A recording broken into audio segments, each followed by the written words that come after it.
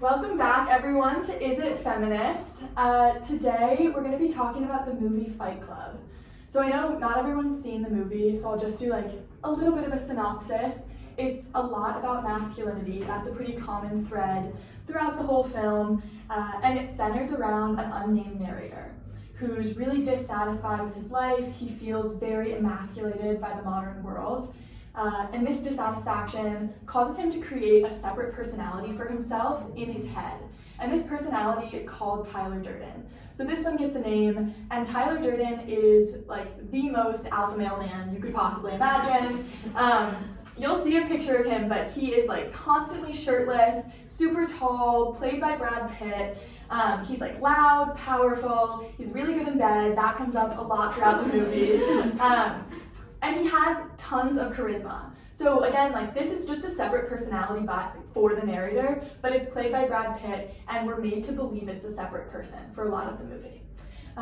So Tyler, this charismatic man, convinces thousands of dissatisfied men, just like the narrator himself, that physical violence in the form of his fight clubs is the way to reclaim their masculinity.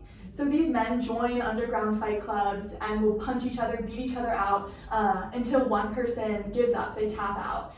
But after these fights, although they're bloody and broken and bruised, the men always seem really happy. They seem sort of fulfilled. So the movie makes it seem as though fighting each other and physical violence is what gives these men satisfaction. It's sort of like they're reclaiming an antiquated sense of masculinity.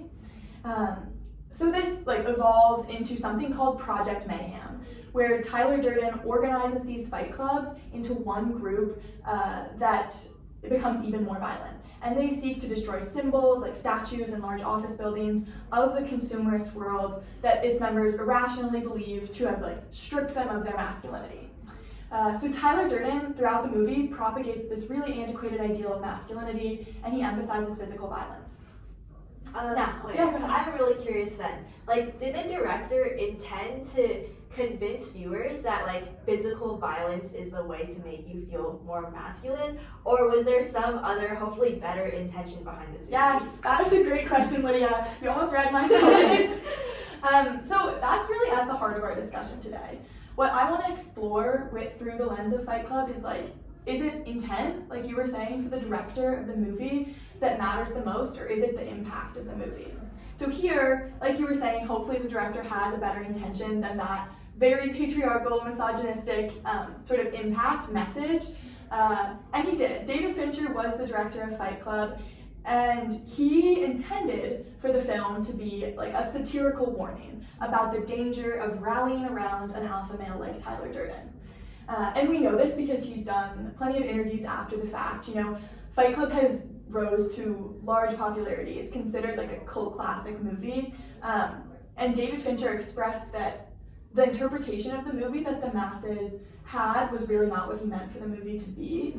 He said that the reception of Fight Club was other than what I had hoped for. Certainly it was other than what I had expected. I thought people would understand that it was meant to be satirical.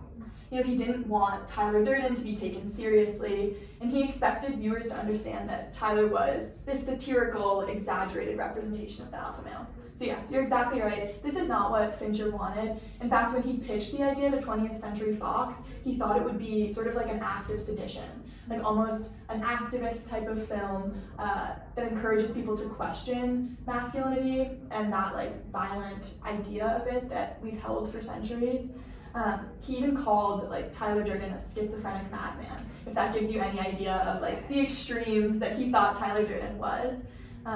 Well, that makes a lot of sense, especially given that the director has been able to create this really multidimensional world. You wouldn't believe that he actually wants this to be what it is portrayed, because there are so many allegories and metaphors to it. So if that's not his purpose, what are the other interpretations of the movie either that are prominent within pop culture and how the audience perceived it, or exactly a more detailed overline of what the director had in mind? Yeah, that's a great question. And that goes to sort of the impact of the film, how people en masse have interpreted it.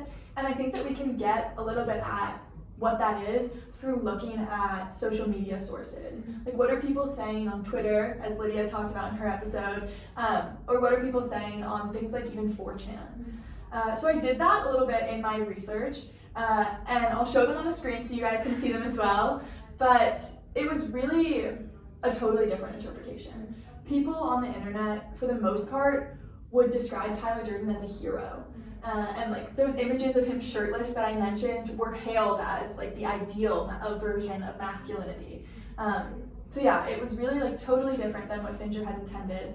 Well, I guess that calls into question like about the movie itself. Was Fincher effective at conveying the intent then? Because clearly there was this vision in his mind, and then clearly the impact is like not exactly what he intended. Do you have evidence from the film that suggests that it would lead to one interpretation more than the other? Yes, that is another great question.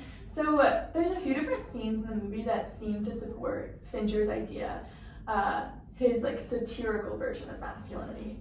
And I think that like one primary one is when Tyler Durden pours chemicals on the narrator's hand to induce a chemical burn. And he says that this is going to like, because the narrators become more masculine, he says that it is premature enlightenment and going to be the greatest moment of the narrator's life. So that's like a really extreme act that Tyler's done, and I think that it's possible that Fincher used that scene to convey just how like crazy and like out of the norm Tyler Durden was, which goes to the like satire of his masculinity.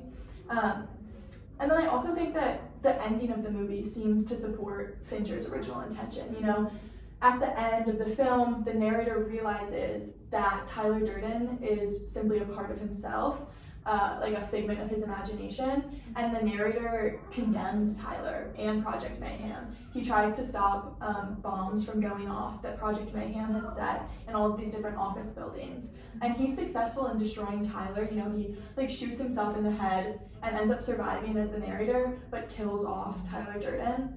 And he like disarms one of the bombs that Tyler had set in these office buildings. But then I think that also brings us into like, how are people coming up with this interpretation? If these parts of the movie seem to support Fincher's idea, how come people are walking away with something that's so different? And I think that that is because, like, although those scenes seem to support Fincher's idea, there's actually a lot more in the movie that is teaching people to idolize and deify Tyler Durden. So, like, to the deifying part, Tyler Durden, like, successfully fought off two men who were trying to shut down one of the fight clubs. And afterwards, the members of Fight Club hold him up by his arms and make him look like he is the image of Jesus on the cross. You know, it seems that in this scenario, Tyler is equated to God. And that is not just something we can see in this scene. You know, that happens a few times throughout the movie. The narrator at one point says, "In Tyler we trusted," which resembles the motto, "In God we trust," for the United States, except that God has been, you know, obviously replaced with Tyler. So it's clear that the movie both subconsciously and outright deifies Tyler Durden, which is how I think people are starting to form this idea of him as a hero rather than him as a like satirical alpha male. And then I also think back to the ending of the movie, although the narrator disarms one of his bombs, the very final shot is one of office buildings totally blowing up. There were 11 other bombs that Project Mayhem had planted that day, and they destroyed office buildings. We just see them like falling to rubble and like a big fireball out the window. So, you know, like, although there are a few parts that seem to make the movie look like satire, look like it could be an act of sedition, it's really a much more powerfully teaching people to idolize this type of violent alpha male character like Tyler Durden. Yeah.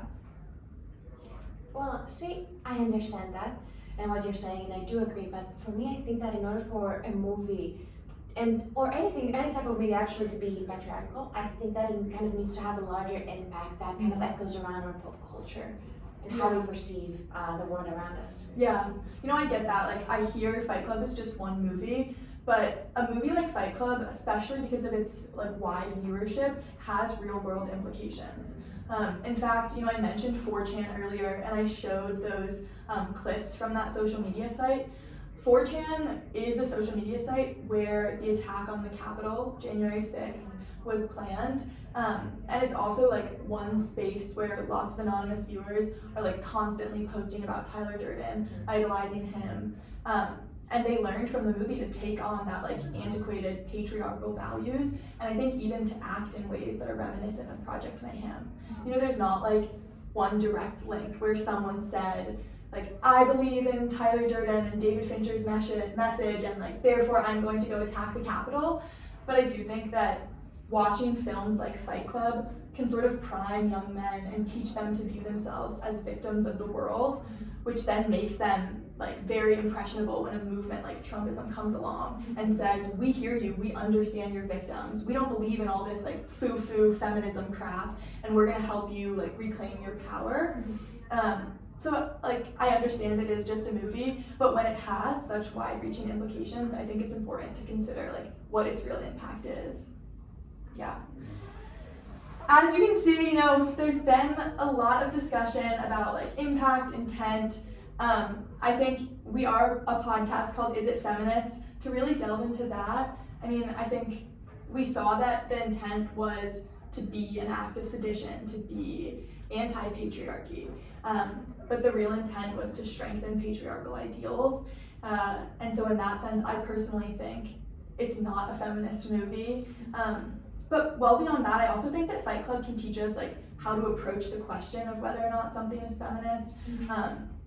You know, we like talked about cultural impact.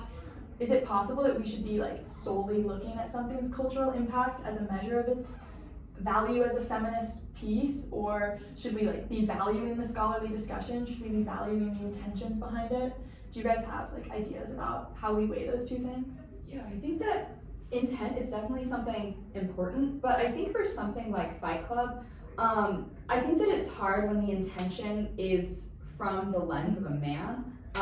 And I think that it's really critical for something in pop culture and in very widespread media to really take into account, okay, how can this be, you know, received by any kind of audience that's going to be viewing it, especially with something like Fight Club. Like you were saying, it's a cult classic, it has such a large viewership.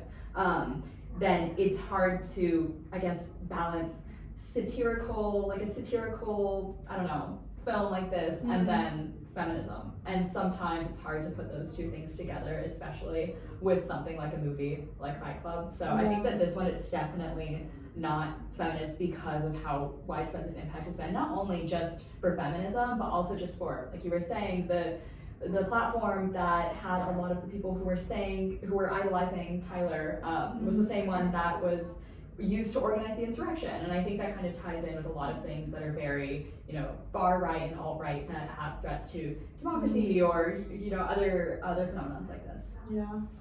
I wonder if we can like place any culpability on directors like David Fincher. You know, obviously like he had this positive intent, but he failed to see that like so many aspects of the film could be misconstrued. I think that it's like an interesting debate to have, like how much weight do we place on, how much like blame do we place on directors who failed to see like the negative ways something could be interpreted. But at the same time, like nobody has a crystal ball, you can't actually really tell how people will see it. Exactly. My thoughts around this discussion really center around the way that the director, decided to go about portraying this anti-patriarchal movie, and especially because we're discussing whether it is feminist. I think that it would have been a very valuable addition to have certain female voices that play the voice of reason in order to contrast what could have been, what you could be doing. And I don't think that besides the very evident extremist nature of the entire notion of trying to create an insurrection to bring about like the fall of the Western world that has emasculated everyone, there is that contrast of like, okay, let's take a step back.